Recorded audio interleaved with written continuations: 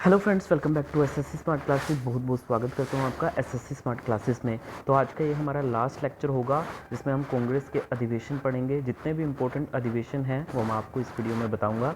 इससे पहले मैंने 45 लेक्चर में आपको कंप्लीट इंडियन हिस्ट्री करवा दी है और बहुत ही बेस्ट पीडीएफ है। सारी की सारी चीज़ें मैंने इसमें डिटेल में बताई हुई हैं एग्ज़ाम ओरिएंटेड। इसमें मैंने जो मॉडर्न हिस्ट्री का पार्ट है वो दो उसमें करवाया है। एक तो आपका क्विक रिवीजन वाला पार्ट था जिसमें आपको एग्ज़ाम के लिए क्विक रिवीजन मिल जाएगा। एक थोड़ा सा डिटेल में करवाया है और एक जो तीसरी बुक है जिसमें मैंने सारी चीज़ों को थोड़ा सा कॉन्सेप्चुअली बताया गया है कि एक करैक्टर जो है वो कहाँ से उभरा है, क्या उसके दिमाग में उपज रही थी। एक पूरा बेस बताया है कि एक स्टोरी का दूसरी स्टोरी से प्रारूप क्या है मॉडर्न हिस्ट्री में। ठीक है, हर चीज़ को बड़ा एक्सप्लेन किया मैंने वो बुक में। ये भी आपको इस पीडीएफ के साथ इस डिस्क्रिप्शन में मिल जाएगी। तो अब पढ़ते हैं भारतीय राष्ट्रीय कांग्रेस के बारे में। संस्थापक कौन है? ए.ओ. ह्यूम, स्कॉटलैंड के थे। Allan Octavian Hume. पहले जो भारतीय राष्ट्रीय पहले क्या थी ये? भारतीय राष्ट्रीय संघ थी, 1884 में थी। प्रथम अधिवेशन कहाँ हुआ था? बम्बई में हुआ था 1885 में। अध्यक्ष कौन है? व्योमेश चंद्र बनर्जी। लॉर्ड डफरिन उस टाइम पे वायसराय था और दादा भाई नौरोजी के सुझाव पर इसका जो नाम था वो भारतीय राष्ट्रीय संघ से भारतीय राष्ट्रीय कांग्रेस हुआ। मतलब आरंभ में ये पहले 1884 में पहले ये भारतीय राष्ट्रीय संघ था, फिर दादा भाई नौरोजी ने सुझाव दिया और इसका जो नाम था वो भारतीय राष्ट्रीय संघ से भारतीय राष्ट्रीय कांग्रेस बना। इसके जो कुल प्रतिनिधि थे वो 72 थे। पहले यह अधिवेशन आपका पुणे में आयोजित होना था, लेकिन वहां पर अकाल पड़ने के कारण ये बम्बई के गोकुल दास तेजपाल संस्कृत विद्यालय में हुआ। सुरेंद्रनाथ बनर्जी प्रथम अधिवेशन में शामिल नहीं हुए क्योंकि कलकत्ता में इंडियन एसोसिएशन के दूसरे जो नेशनल कॉन्फ्रेंस है उसकी अध्यक्षता कर रहे थे। प्रथम अधिवेशन में कुल 9 प्रस्ताव रखे गए थे सरकार के सामने और हिंदू पत्रिका में 5 दिसंबर 1885 को इसकी स्थापना की घोषणा की गई थी। दूसरा अधिवेशन आपका कोलकाता में 1886 में हुआ था। अध्यक्ष बने दादा भाई नौरोजी। सुरेंद्रनाथ बनर्जी से मिल करके नेशनल कॉन्फ्रेंस का कांग्रेस में विलय कर दिया गया। कांग्रेस स्टैंडिंग कमेटी का जो गठन है जिसमें कुल प्रतिनिधि 434 हुए। तो मतलब ये कांग्रेस का जो नेशनल कांग्रेस का जो विलय है ना ये कांग्रेस में कर दिया गया और कांग्रेस स्टैंडिंग कमेटी बनी जिसका गठन हुआ और इसमें कुल प्रतिनिधि थे 434। डफरिन ने कांग्रेस सदस्यों को गार्डन पार्टी दी थी। दादा भाई नौरोजी भारतीय राष्ट्रीय कांग्रेस के 3 बार अध्यक्ष बने। कब कब बने? 1886 में, 1893 में एंड 1906। तीसरा अधिवेशन मद्रास में हुआ था 1887 में। ये भी इम्पोर्टेंट है। पहले मुस्लिम अध्यक्ष बदरुद्दीन तैयब जी थे इसके। कांग्रेसी बनों का नारा दिया था। विषय निर्धारण समिति की नींव रखी थी। ठीक है, देखिए यह पहला सम्मेलन था जिसके कार्य में संचालन का भार जो था वो प्रतिनिधि की एक कमेटी के हाथों में सौंपा गया। उसके बाद ये चल करके विषय निर्धारिणी समिति कहलाई। कांग्रेस के इतिहास में पहला अवसर था जबकि आम जनता से कांग्रेस में शामिल होने की अपील की गई तथा सरकारी अधिकारियों की आलोचना की गई। इस सम्मेलन में भारतीय भाषाओं में भी भाषण हुआ। तंजौर के एक म्यूनिसिपल कमिश्नर मुकनासरी ने तमिल में भाषण दिया। ठीक है, और इस अधिवेशन में आर्म्स एक्ट के खिलाफ प्रस्ताव ह्यूम के विरोध के बावजूद पास हुआ। तो उसके बाद देखिए चौथा अधिवेशन कहाँ हुआ था? इलाहाबाद में 1888 में हुआ था। अध्यक्ष कौन बने? जॉर्ज ह्यूले बने। ये प्रथम यूरोपीय थे। पहली बार क्या हुआ था? लाला लाजपत राय अधिवेशन में शामिल हुए और इन्होंने हिंदी में भाषण दिया। गवर्नर कोलविन ने इस अधिवेशन का विरोध किया। अधिवेशन हेतु स्थल उपलब्ध नहीं होने पर राजा दरभंगा ने इलाहाबाद में लोथर काउंसिल खरीद करे जो है वो कांग्रेस को दिया, खरीद कर कांग्रेस को दिया। ठीक है, ये यहाँ पे था क्योंकि स्थल उपलब्ध नहीं था तो राजा दरभंगा ने क्या करा? इलाहाबाद में लोथर काउंसिल खरीद कर कांग्रेस को दे दिया। सर सैयद अहमद खां और बनारस के राजा सितारे हिंद ने इसका विरोध किया। कोई किसने विरोध किया इसका? सर सैयद अहमद खां और बनारस के जो राजा सितारे थे हिंद ने इसका विरोध किया। यूनाइटेड इंडिया पेट्रियोटिक एसोसिएशन की स्थापना की किसने? सैयद अहमद खां ने। यूनाइटेड इंडिया पेट्रियोटिक एसोसिएशन पूछा जाता है, इसकी स्थापना किसने की थी? सैयद अहमद खां ने। लॉर्ड डफरिन ने, विपिन चंद्र पाल ने और अश्विनी कुमार दत्त ने अलग अलग इसके बारे में कहा था, इस अधिवेशन के बारे में। सबसे पहले देखते हैं लॉर्ड डफरिन ने क्या कहा था। कांग्रेस को कहा था कि यह जनता के उस वर्ग का प्रतिनिधित्व करती है जिसकी संख्या सूक्ष्म है। विपिन चंद्र पाल ने कहा था कि कांग्रेस को याचना संस्था कहा। अश्विनी कुमार दत्त ने कहा 3 दिनों का तमाशा कहा। 5वां अधिवेशन बम्बई 1889 में हुआ था। अध्यक्ष थे विलियम वेडरबर्न और इसमें 21 वर्षीय मताधिकार पारित किया गया। कांग्रेस ने लंदन में अपनी एक संस्था ब्रिटिश इंडिया कमेटी का गठन किया। समिति का मुख्य पत्र जो था इंडिया संपादक, ठीक है, कांग्रेस ने लंदन में अपनी एक संस्था ब्रिटिश इंडिया कमेटी का गठन किया। समिति का मुख्य पत्र इंडिया संपादक विलियम डिग्बी था। ठीक है, इंडिया संपादक था और विलियम डिग्बी। ठीक है, और उसमें फर्स्ट टाइम जो है वो महिलाओं ने पार्टिसिपेट किया था। 6वां इम्पोर्टेंट नहीं है, 7वां इम्पोर्टेंट नहीं है, 8वां इम्पोर्टेंट आपका नहीं है। 8वां देखते हैं। 8वां जो अधिवेशन है ये इलाहाबाद में 1892 में हुआ था, क्योंकि वोमेश चंद्र जो बनर्जी हैं इन्होंने दूसरी बार ये अध्यक्ष बने थे और यह अधिवेशन इंग्लैंड में प्रस्तावित था लेकिन वहाँ हो नहीं सका। फिर 9वां अधिवेशन जो था वो लाहौर में 1893 में हुआ था। अध्यक्ष दादा भाई नौरोजी थे। इस अधिवेशन में सिविल सेवा परीक्षा भारत में करवाने की मांग की गई थी। उसके बाद आपका 10वां अधिवेशन मद्रास में हुआ था 1894 में। अध्यक्ष कौन बने थे इसके? अल्फ्रेड वेब बने थे। 11वां अधिवेशन पूना में 1895 में। अध्यक्ष थे Surendranath Banerjee.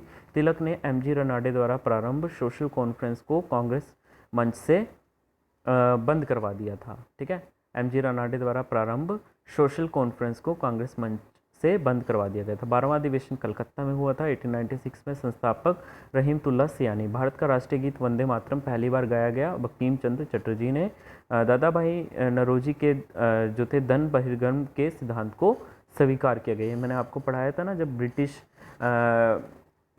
Indian economy during British era, British period, तो उस टाइम पे दादा ने नौरोजी ने एक सिद्धांत दिया था धन का बहिर्गमन। ठीक है, कि वो ब्रिटिशर जो था वो इंडिया को एक तरीके से उपनिवेश बना करके उसकी अर्थव्यवस्था को अपनी अर्थव्यवस्था बनाने में मजबूत कर रहे हैं। 17वां अधिवेशन जो है वो कलकत्ता में 1901 में हुआ था। अध्यक्ष बने थे दिनशा एडुल्वी वाचा और जो थे महात्मा गांधी इसके पहली बार जो थे इस अधिवेशन का हिस्सा बने, इसलिए ये इम्पोर्टेंट है। कौन बने थे? दिनशा एडुल्वी वाचा। उसके बाद देखिए 21वां देखिए 21वां देखिए वाराणसी 1905 में। अध्यक्ष कौन बने थे? गोपाल कृष्ण गोखले बने थे। स्वदेशी आंदोलन को समर्थन देने की बात कही थी। यह बंगाल विभाजन के विरोध में चलाया गया था अधिवेशन। विपक्ष का नेता की उपाधि किसको मिली थी? गोखले को मिली थी। 22वां अधिवेशन कलकत्ता में 1906 में हुआ था और जिन्ना इस अधिवेशन में अध्यक्ष कौन थे? दादा भाई नौरोजी। जिन्ना इस अधिवेशन में दादा भाई नौरोजी के सचिव के रूप में शामिल हुए। कांग्रेस के मंच से पहली बार स्वराज का प्रयोग हुआ नौरोजी द्वारा। 23वां अधिवेशन इंपॉर्टेंट है। सूरत में 1907 में उधर अध्यक्ष कौन थे? रास बिहारी घोष थे। कांग्रेस का गरम दल और नरम में विभाजन हो गया। 26वां अधिवेशन 1911 में कलकत्ता में हुआ था। अध्यक्ष कौन थे? बिशन नारायण धर थे। रविंद्रनाथ टैगोर द्वारा रचित राष्ट्रीय गान जो था जनगण मन हुआ। स्वदेशी आंदोलन को समर्थन देने की बात कही, यह बंगाल विभाजन के विरोध में चलाया गया। विपक्ष के नेता की आगे रिपीट हो गया। हाँ जी, 26वां अधिवेशन कलकत्ता 1911 में। अध्यक्ष कौन थे? बिशन नारायण धर। रविंद्रनाथ टैगोर द्वारा रचित राष्ट्रगान जो था जनगण मन था, पहली बार गाया गया 27 दिसंबर 1911 को। सर्वप्रथम तत्वबोधिनी पत्रिका में 1912 ईस्वी में भारत भाग्य विधाता शीर्षक से प्रकाशित हुआ था। ठीक है, 27वां अधिवेशन कहाँ हुआ था आपका? बीकापुर 1912 में हुआ था। अध्यक्ष कौन बने थे? RN मुधोलकर बने थे। ह्यूम को कांग्रेस का पिता कहा गया। 31वां अधिवेशन जो था इम्पोर्टेंट है, 1916 में ये हुआ था। 31वां अधिवेशन लखनऊ में 1916 में। अध्यक्ष कौन थे? अंबिका चरण मजमूदार इसके अध्यक्ष थे। कांग्रेस के नरम दल व गरम दल में समझौता हुआ। उसके बाद देखिए इसमें महत्वपूर्ण जो भूमिका थी वो किसने निभाई? महत्वपूर्ण भूमिका तिलक और एनी बेसेंट की रही। इसमें महत्वपूर्ण भूमिका लखनऊ का 1916 वाला जो कांग्रेस का अधिवेशन था। ठीक है, इसमें क्या हुआ? गरम दल व नरम दल फिर से एक हो गई थी। ठीक है, और इसमें महत्वपूर्ण भूमिका जो थी तिलक और एनी बेसेंट की रही। तिलक और जिन्ना के सहयोग से कांग्रेस और लीग के बीच में, लीग कौन सी, मुस्लिम लीग, उसके बीच में समझौता हुआ, लखनऊ समझौता जिसके नाम से हम जानते हैं। ठीक है, दो चीज़ें हुई थी इसमें, एक तो लखनऊ समझौता हुआ था, कांग्रेस में नरम दल और गरम दल थे, फिर से एक हो गए थे। और उसके बाद देखिए कांग्रेस और लीग पैक्ट मुस्लिम लीग की ठीक है, लीग पैक्ट मुस्लिम लीग की पृथक निर्वाचन के मांग को स्वीकार कर लिया गया था। मदन मोहन मालवीय ने इसका विरोध किया था। स्वराज मेरा जन्मसिद्ध अधिकार है और मैं इसको लेकर के रहूंगा, ये बाल गंगाधर तिलक ने इसी अधिवेशन में कहा था। कांग्रेस ने मार्ले मिंटो सुधार को अपनी स्वीकृति दे दी थी। 32वां अधिवेशन कोलकाता में 1917 में हुआ था। अध्यक्ष कौन थे इसके, एनी बेसेंट थे। ये प्रथम विदेशी महिला अध्यक्ष थी और पहली महिला अध्यक्ष भी यही थी। सर्वप्रथम तिरंगे झंडे को कांग्रेस ने अपनाया 1917 में। फिर दिल्ली में 1918 में 33वां अधिवेशन हुआ। अध्यक्ष कौन थे, ये मदन मोहन मालवीय थे। हिंदी भाषा के प्रयोग पर जोर, कांग्रेस का दूसरा विभाजन हो गया। इस अधिवेशन का अध्यक्ष बाल गंगाधर तिलक को चुना गया, लेकिन वैलेंटाइन सिराल से संबंधित मुकदमों के सिलसिले में वे ब्रिटेन चले गए थे। वैलेंटाइन सिराल ने तिलक को भारतीय शांति का अजनक कहा। वी चिरोल भी हम इसको बोल देते हैं। मैक्स म्यूलर ने तिलक को सज़ा सुनाने के पश्चात 17 फरवरी 1898 को प्रीवी काउंसिल के सदस्य सन जॉन लुबाक से एक पत्र में दया की वकालत करते हुए कहा, संस्कृत के एक विद्वान के रूप में तिलक में मेरी दिलचस्पी है। केसरी में प्रकाशित लेखों के आधार पर तिलक पर राजद्रोह का मुकदमा चलाकर 1908 में 6 वर्ष के कारावास की सज़ा हुई। मांडले जेल वर्मा में ही इन्होंने गीता रहस्य नामक पुस्तक लिखी थी। महाराष्ट्र में गणपति पर्व का जो श्री गणेश का है वो बाल गंगाधर तिलक जी ने ही किया, इसका जो श्री गणेश था। भारतीय राष्ट्रीय कांग्रेस का पहला जो विशेष अधिवेशन 1918 में बम्बई में हुआ था। पहला जो विशेष अधिवेशन है ना वो 1918 में बम्बई में। अध्यक्ष कौन थे, सैयद हसन इमाम। मौलिक अधिकारों की मांग की गई थी तथा रोलट एक्ट पर विचार विमर्श के लिए अधिवेशन किया गया। 34वां अधिवेशन अमृतसर में 1919 में। अध्यक्ष मोतीलाल नेहरू। जलियांवाला बाग हत्याकांड की निंदा की गई थी। खिलाफत आंदोलन को समर्थन देने का निर्णय लिया गया था। 35वां अधिवेशन नागपुर 1920 में। अध्यक्ष थे वीर राघवाचारी। चित्तरंजन दास ने, CR दास ने असहयोग आंदोलन का प्रस्ताव रखा। पहली बार जो था भाषाई आधार पर प्रांतों में विभाजन की बात कही गई थी। इसी अधिवेशन में प्रथम बार कांग्रेस ने रियासतों के लिए अपनी नीति घोषित की। कलकत्ता का विशेष अधिवेशन 1920 में हुआ। अध्यक्ष कौन थे, लाला लाजपत राय। गांधी जी ने असहयोग आंदोलन का प्रस्ताव जो है वो रखा। उसके बाद देखिए चित्तरंजन दास, मोतीलाल नेहरू, एनी बेसेंट, मोहम्मद अली जिन्ना ने इसका विरोध किया, परंतु यह प्रस्ताव जो था बहुमत से पारित हो गया। 36वां अधिवेशन अहमदाबाद 1931 में। इसमें क्या हुआ था, अध्यक्ष चित्तरंजन दास थे, लेकिन जेल में होने के कारण अध्यक्षता कौन कर रहे थे इसकी, हकीम अजमल खान ने इनकी अध्यक्षता की थी। चित्तरंजन दास का भाषण सरोजिनी नायडू ने पढ़ा था। फिर गया में 1922 में 37वां अधिवेशन हुआ। अध्यक्ष चित्तरंजन दास थे। स्वराज पार्टी की स्थापना 1923 में की गई। 1923 में होने वाले चुनाव में भागीदारी की बात की गई, जिसमें कांग्रेस ने खारिज कर दिया। चित्तरंजन दास का इस्तीफा दे दिया। 1923 में काकीनाडा बंगाल में 38वां अधिवेशन। मौलाना मोहम्मद अली, ठीक है, अध्यक्ष थे। कॉमरेड समाचार पत्र का संपादन किया। विशेष अधिवेशन दिल्ली में, ठीक है। अबुल कलाम आज़ाद सबसे कम उम्र के अध्यक्ष बने।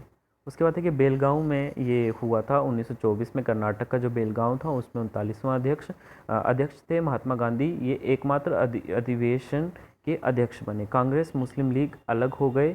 गांधी दास पैक्ट की स्वीकृति हुई। 40वां अधिवेशन कानपुर 1925 में। अध्यक्ष सरोजिनी नायडू, प्रथम भारतीय महिला अध्यक्ष। हिंदी का राष्ट्रभाषा के रूप में प्रयोग। पूर्ण स्वराज का प्रस्ताव किंतु पारित नहीं हो सका। सरोजिनी नायडू ने प्रथम बार लखनऊ अधिवेशन 1916 में हिस्सा लिया। 41वां अधिवेशन गुवाहाटी 1926 में। अध्यक्ष थे M श्रीनिवास अयंगर। कांग्रेस नेताओं को खादी पहनना अनिवार्य कर दिया गया। 42वां अधिवेशन मद्रास 1927 में। अध्यक्ष कौन थे, मुख्तियार अहमद अंसारी। साइमन कमीशन का विरोध किया, क्योंकि उसी टाइम में साइमन कमीशन वाला केस जो था वो आया था, और ठीक है, तो इसी का विरोध हुआ था। 43वां अधिवेशन है कलकत्ता में 1928 में हुआ था। तो देखिए अध्यक्षता थे मोतीलाल नेहरू कर रहे थे, और इस अधिवेशन में बड़े बड़े जो नेता थे, ठीक है, वो आने थे। गांधी जी आए थे, जैसे नेहरू जी आए थे इसमें, और सुभाष चंद्र बोस जी थे, वो इसकी क्या कर रहे थे, इसको देख रहे थे, आयोजक थे उसके। ठीक है, तो वहीं पे उन्होंने थोड़ी सी एक सैन्य गतिविधियों का यूज़ करके, मतलब एक सैन्य तरीके से उनका स्वागत किया। ठीक है, जो भी नेता थे महात्मा गांधी, तो महात्मा गांधी ने हंसकर कहा था कि हमारा स्वागत करने के लिए ये बंदरों की टोली जो है वो तैयार करने की क्या ज़रूरत थी। तो ये थोड़ा सा मजाक उड़ाया था सुभाष चंद्र बोस जी का, लेकिन उन्होंने बुरा नहीं माना। उसके बाद देखिए नेहरू रिपोर्ट को स्वीकारने की बात कही गई सरकार से। स्वीकार नहीं होने पर अहिंसक असहयोग आंदोलन जो है वो शुरू करने को कहा गया, लेकिन अहिंसक। कांग्रेस का एक विदेश भाग जो था स्थापित किया गया। उसके बाद देखिए 44वां अधिवेशन जो था लाहौर में 1929 में हुआ, जिसमें पूर्ण स्वराज की जो है वो एक तरीके से प्रस्ताव पारित किया गया। पूर्ण स्वराज का मतलब डोमिनियन स्टेटस से हटा करके अब पूर्ण स्वराज का वो प्रस्ताव पारित कर रहे हैं। डोमिनियन स्टेटस में एक तरीके से डोमिनियन स्टेटस देने का मतलब यही है कि जो ब्रिटिशर्स के अंडर ही वो इंडियंस रहेंगे, पूरी तरीके से मतलब स्वतंत्र नहीं हुए इंडियंस, उनके अंडर भी हैं। मतलब वो सरकार तो अपनी बना सकते हैं ऑटोनोमस, लेकिन कुछ ऐसे विशेष मुद्दे हैं जिन पर वो कानून नहीं बना सकते थे, जिनमें उनकी कोई इंटरफेरेंस नहीं थी। जैसे डिफेंस से रिलेटेड हो गया, फॉरेन रिलेशंस से रिलेटेड हो गया, आपका कम्युनिकेशन से रिलेटेड हो गया, और यही एक मेन ऐसे मुद्दे थे जो बहुत ज़्यादा ज़रूरी थे, जिसमें इंडियंस का एक अपने तरीके से दबदबा होना बहुत ज़रूरी था। ठीक है, तो एक तरीके से पूरी कमान ही जो थी वो ब्रिटिशर्स के हाथ में थी। अगर ये सारी चीज़ें जो हैं वो इंडियंस जो है वो इन पर फैसला ना ले पाए, तो 1930 में कांग्रेस का कोई अधिवेशन नहीं हुआ, और 26 जनवरी 1930 में पूर्ण स्वाधीनता दिवस मनाया जाता है। 45वां जो अधिवेशन है ना वो कराची 1931 में हुआ था। अध्यक्ष कौन बने इसके? सरदार वल्लभ भाई पटेल जी बने थे। मूल अधिकारों की मांग शामिल प्रस्ताव बनाया जवाहरलाल नेहरू ने। आर्थिक नीति से संबंधित एक प्रस्ताव रखा गया। गांधी जी को प्रतिनिधि के रूप में गोलमेज सम्मेलन के लिए नामित किया गया, और गांधी इरविन समझौते को स्वीकृति मिली। ठीक है, ये एक्चुअली इरविन इसलिए भेजा था, ठीक है भाई, ये जो गांधी जी है ना, ये पहले उसमें शामिल नहीं हुए थे, प्रथम जो फर्स्ट राउंड टेबल कॉन्फ्रेंस थी उसमें शामिल नहीं हुए थे, और उसमें क्योंकि उस टाइम पे कांग्रेस एक बड़ी पार्टी थी, और एक मेजॉरिटी जो इंडियंस हैं उनको रिप्रेजेंट करती थी, उसमें बड़े बड़े लीडर थे।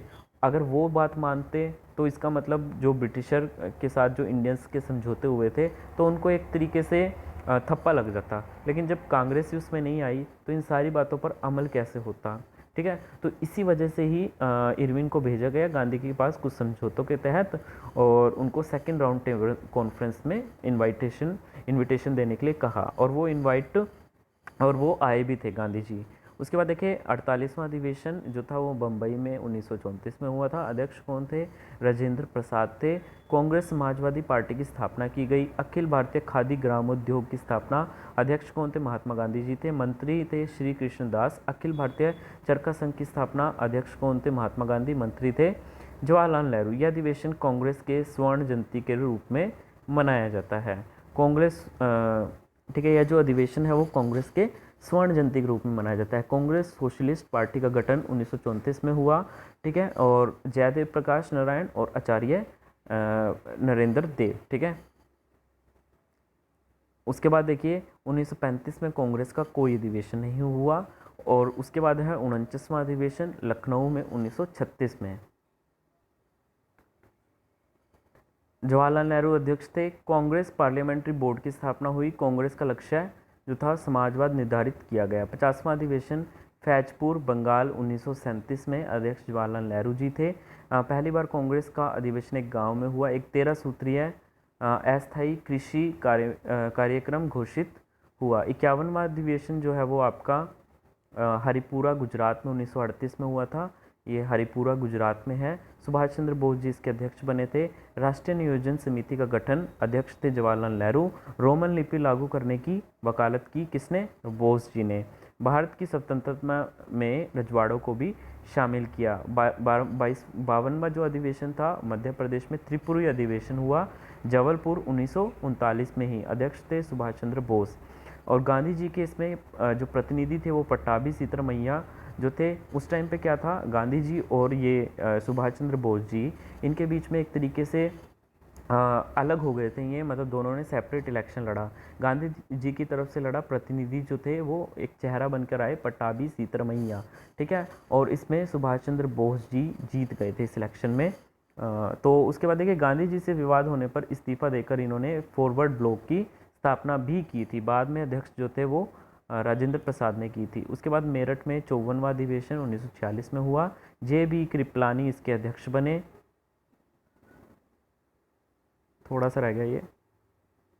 स्वतंत्रता प्राप्ति तक कृपलानी ही कांग्रेस के अध्यक्ष थे, ठीक है। ये भी इम्पोर्टेंट है काफ़ी। नवंबर 1947 में इस्तीफा दे दिया, अतः डॉक्टर राजेंद्र प्रसाद अध्यक्ष बनाए गए। बाद में अध्यक्षता जो थी वो राजेंद्र प्रसाद ने ही की। 54वां अधिवेशन जो है वो मेरठ में 1946 में हुआ। JB कृपलानी अध्यक्ष थे, ये बता दिया मैंने। उसके बाद देखिए अबुल कलाम आज़ाद जो थे वो सबसे लंबे टाइम तक कांग्रेस के अध्यक्ष बने रहे। अबुल कलाम आज़ाद 1940 से 1945 तक। वायसराय करजन, मौत की अंतिम घड़ियां गिन रही है। लाला लाजपत राय, कांग्रेस जो थी लॉर्ड डफरिन के दिमाग की उपज है। बंकिम चंद्र चटर्जी, कांग्रेस के लोग पदों के भूखे हैं। तिलक जी ने क्या कहा था, वर्ष में एक बार टर्राने से कुछ नहीं मिलेगा। स्थापना के संबंध में पेश किए जाने वाला सिद्धांत सुरक्षा वाल्व का सिद्धांत, ठीक है, सुरक्षा वाल्व का सिद्धांत। स्थापना के संबंध में पेश किए जाने वाले सिद्धांत को सुरक्षा वाल्व का सिद्धांत कहा गया, ठीक है। आई होप ये आपको सारे अधिवेशन समझ में आ गए होंगे। अगर कुछ ना हो तो कम से कम इनके अध्यक्ष याद कर लीजिए और ये कहाँ पर हुए थे, ठीक है, वो इम्पोर्टेंट है। एक वो ईयर भी याद कर लीजिएगा, ठीक है। तब तक के लिए धन्यवाद, आपका दिन शुभ हो।